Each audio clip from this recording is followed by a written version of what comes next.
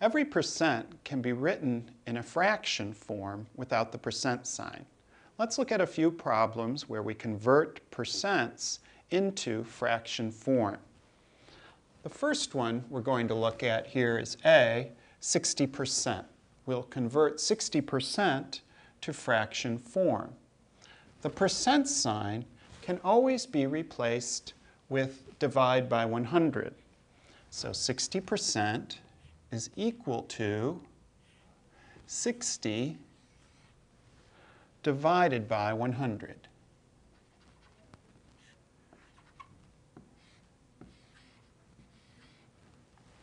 Because we want to write our final answer in fraction form, I'm going to write this division as a fraction. The first number in the division problem, 60 divided by 100, goes up above in the fraction, in the numerator. Divided by 100 is the same as writing over 100. So I have 60 over 100. Now there's our fraction. We need to reduce this fraction to lowest terms. So let's start breaking down the numbers above and below. 60 is 6 times 10. 100 down below can be written as 10 times 10. And already I see that I can cancel a factor of 10 above and below. We can continue to break down the numbers above and below. 6 can break down as 2 times 3. The 10 that remains below we can write as 2 times 5. And I see that I can cancel a factor of 2 above and below. Now I'm left with a 3 above, that's a prime number, and a 5 below, that's prime. I can't break them down any further. There's no more canceling to do.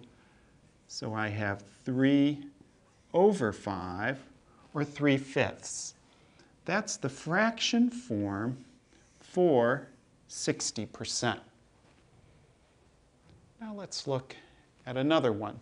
Let's look at 7.5%, and let's rewrite that percent in fraction form without the percent sign. We're getting rid of the percent sign here. 7.5% can be rewritten as 7.5 divided by 100. I'm replacing the percent sign with divide by 100. Now, because again I want a fraction answer, I'm going to do fraction division here, which means I need to rewrite the 7.5 as an improper fraction. 2 times 7 is 14, plus 1 more is 15. I have 15 halves divided by, I'm going to rewrite that 100 as 100 over 1. So that I have one fraction divided by another.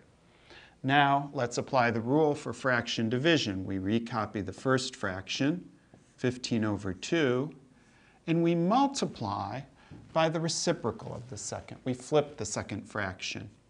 When I flip it, I get 1 over 100. 15 over 2 times 1 over 100. Now to carry out the multiplication, I'm going to think about canceling here. I can break down the 15 into 3 times 5 over 2 times, I have 1 over the 100. I can start breaking it down as 10 times 10. Now, let's see, I can't cancel anything yet, but I think I can break these 10s down further. So let's keep going. I have 3 times 5 over 2. That's all I can say for the first fraction because 3, 5, and 2 are primes, times 1 over 10 now I can break down as 2 times 5 times another 2 times 5 for the other 10. And now there is some canceling that I can do here. I can cancel 1 5 above with 1 5 below, and I think that's about all. I only have a 3 left above and no 3's below. So I'll go ahead and multiply the factors that remain back together.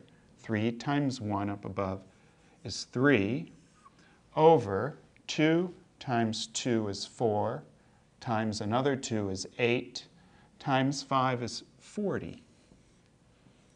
So I have 3/40ths, and that's my fraction that's equal to 7.5%. Let's look at one more of these problems. In C, we're going to convert 0.02% to a fraction form without the percent sign. Now, just before we start, let's observe that 0.02% is the same as writing 0.02%. The 0 in front of the decimal point is optional. You can write the 0 in front if you like. You can leave it off if you like. Now let's go ahead and start working toward fraction form. I'm going to replace the percent sign with divide by 100. I have 0.02 divided by 100.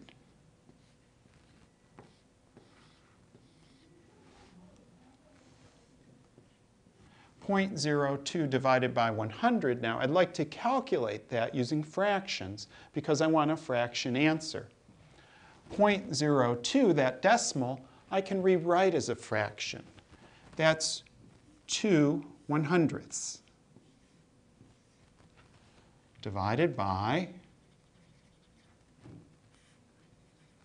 100 over 1. You know, often students make a mistake here where they just stop at 2/100ths. It's true when we convert 0.02 to a fraction, we get 2/100ths, but we also have to get rid of the percent sign. So we also have to divide by 100. And let's go through with that division now. We have 2/100ths times, I flip the second fraction, times 1 over 100. And let's see if I can cancel here now in the multiplication. Maybe before we cancel in the multiplication, let's make one other observation about this problem. Back in the division, you see I had 100 below and 100 above, but I cannot cancel those 100ths. We can never cancel when we have division. We always have to wait till we get to the multiplication step. Notice both 100ths end up below, so they cannot be canceled with each other. What I can cancel, though, is the 2 up above. I have a 2 above over. Now, I'm not going to be able to cancel any other numbers except that 2. So let's factor 100 in a way where we get a factor of 2. 100 is 2 times 50 times, and I won't even break down my other 100 because I know that I'm not going to be able to cancel any other numbers. Now let's cancel the 2 above and below. And that's all the canceling I'm going to be able to do because I have just a 1 left above over 50 times 100. 50 times 100 is 5,000. 1/5000th is the fractional form for 0.02%. And there we have it. We have 3 fractional forms for 3 different percents.